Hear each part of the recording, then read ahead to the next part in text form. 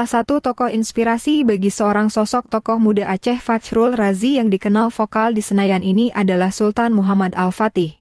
Bahkan kejayaan Aceh terkait di masa Utsmani Turki. Suatu kebahagiaan yang sangat luar biasa bagi Fachrul Razi, senator asal Aceh yang berkesempatan berziarah ke makam Panglima Perang Sultan Muhammad Al-Fatih. Alhamdulillah, ulang tuan katruh di pekarangan makam Sultan Muhammad Al-Fatih. Ya. InsyaAllah kita akan namung makam. InsyaAllah kami akan namung makam. Pada abad ke-16, kerajaan yang terletak di ujung barat Pulau Sumatera ini pernah menjalin hubungan dengan Kekaisaran Turki Utsmani. Hubungan diplomatik antara kerajaan Aceh dengan Kesultanan Turki Utsmani dimulai pada masa pemerintahan Sultan Alauddin Riayat Shah, Sultan Aceh ketiga yang berkuasa antara tahun 1537 hingga tahun 1568. Alhamdulillah, kita juga terus makam Sultan Muhammad Al-Fatih yang dikebumikan di makam di Istanbul Turki. Dan doa Allah melapang tubuh, beluar tubuh, sedikit diterima di sisi Allah SWT.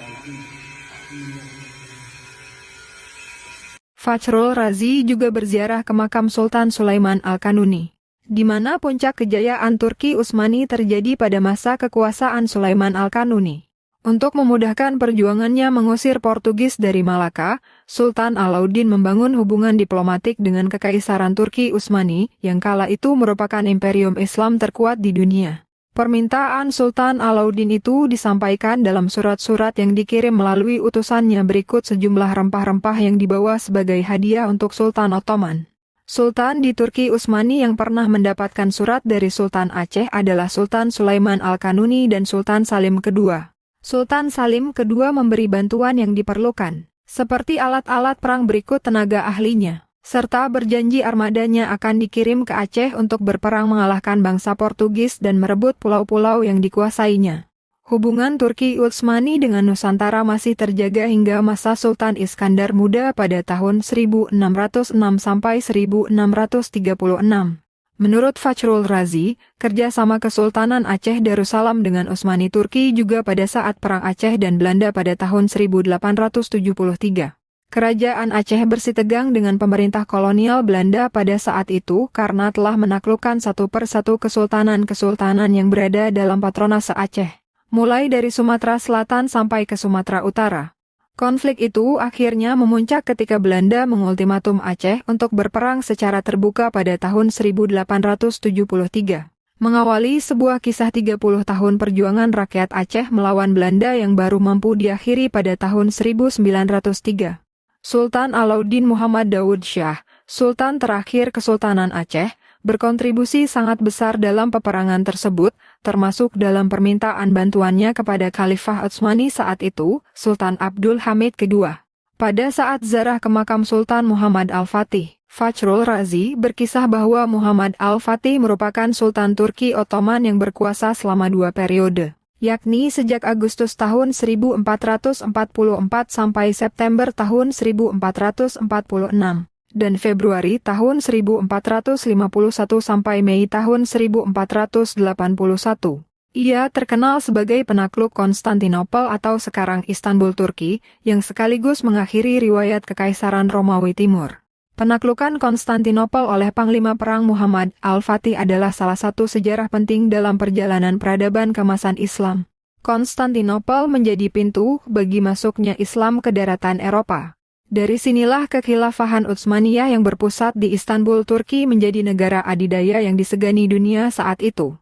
Biografi Sultan Muhammad Al-Fatih telah menjelaskan kepada kita tentang rasa bangga mereka terhadap Islam, kecintaan mereka terhadap Al-Quran, serta kesiapan mereka untuk mati di jalan Allah. Mereka benar-benar hidup dalam keberkahan dan kemenangan. Mereka tidak mendapatkan itu kecuali dengan menegakkan agama Allah di atas muka bumi. Penaklukan Konstantinopel oleh Muhammad Al-Fatih memiliki dampak yang signifikan dalam sejarah. Peristiwa ini menandai berakhirnya Kekaisaran Romawi Timur dan menandai awal dari Kekaisaran Ottoman yang kuat di wilayah tersebut. Konstantinopel juga diubah namanya menjadi Istanbul, yang menjadi ibu kota baru Kekaisaran Ottoman. Apa saja hal yang patut kita teladani dari sosok Muhammad Al-Fatih? Menurut Fachrul Razi, Muhammad Al-Fatih menguasai banyak bahasa. Dalam bukunya Ali Muhammad As-Salabi menulis, Sultan Muhammad Al-Fatih sedikitnya menguasai 3 bahasa Islam dengan sangat baik yang biasanya dikuasai orang-orang berpendidikan pada zaman itu, yakni bahasa Arab, Persia, dan Turki. Kedua, Sultan Muhammad Al-Fatih mempelajari banyak ilmu.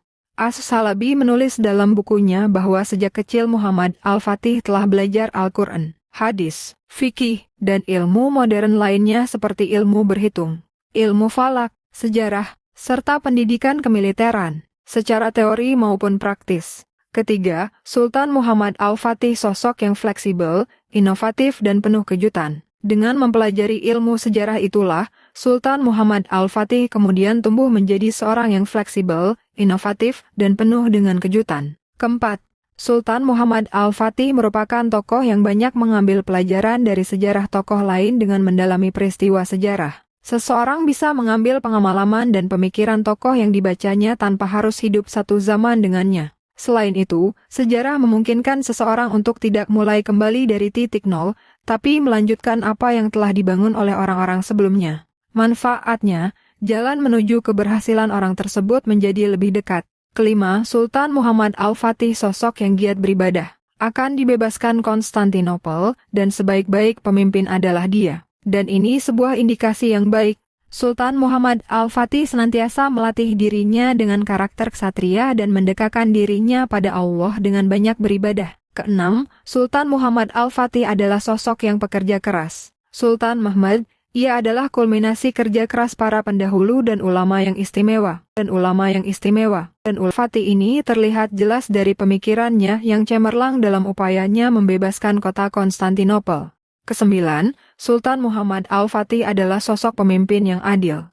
Al-Fatih justru menghormati para pemimpin agama lain dan berbuat baik kepada mereka. Slogan yang pernah Al-Fatih katakan adalah, keadilan sebagai pondasi kekuasaan. Kesepuluh, Sultan Muhammad Al-Fatih memiliki keteguhan hati dan keyakinan.